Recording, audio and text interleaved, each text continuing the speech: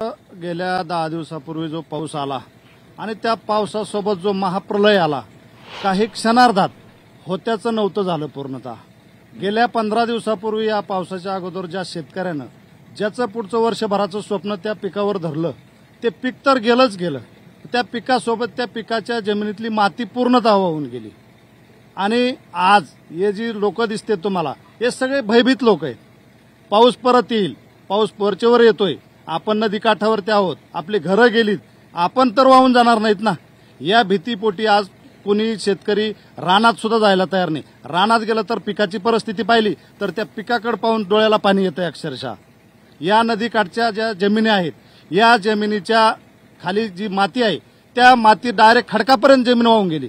या पिकावर त्या पिकाचा मोबदला शासनाने तर द्यावा, परंतु ज्या जमिनीतली माती गेली निघून त्या जमिनीवर पिकवायचं काय, हा सर्वात मोठा मुद्दा आहे या ठिकाणी।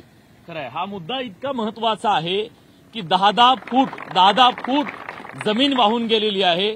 शहरांमध्ये आपल्याला माहिती आहे, बाल्कनीमध्ये जर एक कुंडीमध्ये किलोभर माती आणायची असेल तर अमेझॉनहून मागवायला प्रति किलो 50 रुपयापेक्षा जास्त भाव आहे मातीचा। या शेतकऱ्यांची हजारो टन माती वाहून गेलेली आहे। नुकसान किती झालंय आपल्याला अंदाज आला असेल।